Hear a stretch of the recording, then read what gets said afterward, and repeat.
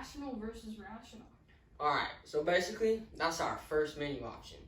It's basically the difference between an irrational number and a rational number. An irrational number is a number that has a never-ending and never-repeating decimal. And a rational number is a number that can be represented as a fraction, decimal, or ratio. Oh man, I thought it'd be good. That sounds kind of bad.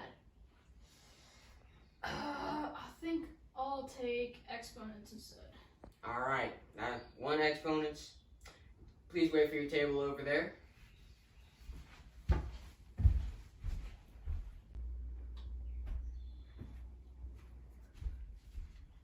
Howdy there.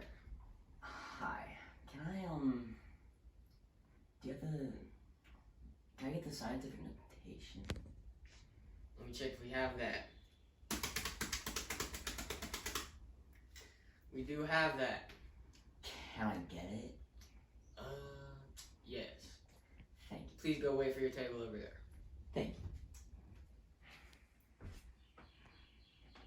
you. Well, how's the food? Pretty good. What about yours? Well, I don't know. Well, let's see here. So, we have x to the 0th power, which, if you would know, it's just 1. It's not that complicated. It's a pretty small appetizer, if I do say so myself. What about yours? First, scientific notation is basically just a way to compact big numbers into smaller numbers. And the big number is 483 million. So, the small number that they want is usually in 1 digit. In that case, it'd be 4. And then, basically, you just want to move the decimal over how many times until you get, 1 digit. And in this case, it would be 8 times. So you do 10 times how many times you move the decimal, which would be 8. And then that's it. Man, Are you okay over there? someone's really gotta fix that. Alrighty, here is your next course for you Oh my. and for you. Thank you. That's pretty Alright, good. enjoy eating. Thank you. You're welcome. Como estas? This course looks pretty good. But anyway, on to this. So, using the multiplication exponent rule, which the formula is x to the a times x to the b equals x to the a plus b. So basically, it's just saying that when we multiply these two,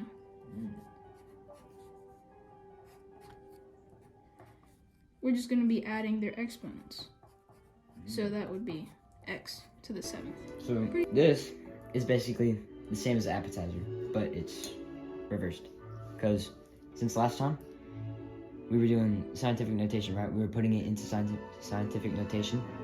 But this time, you would take it out into standard form.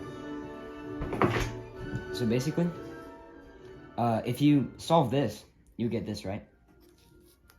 But, since this is negative, you're trying to make it a smaller number, unlike this where you're trying to make it a bigger number. So if you solve this, you would move it over by 5 to the left,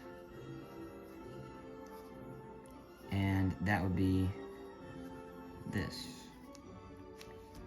So basically, you're still moving it over to the left.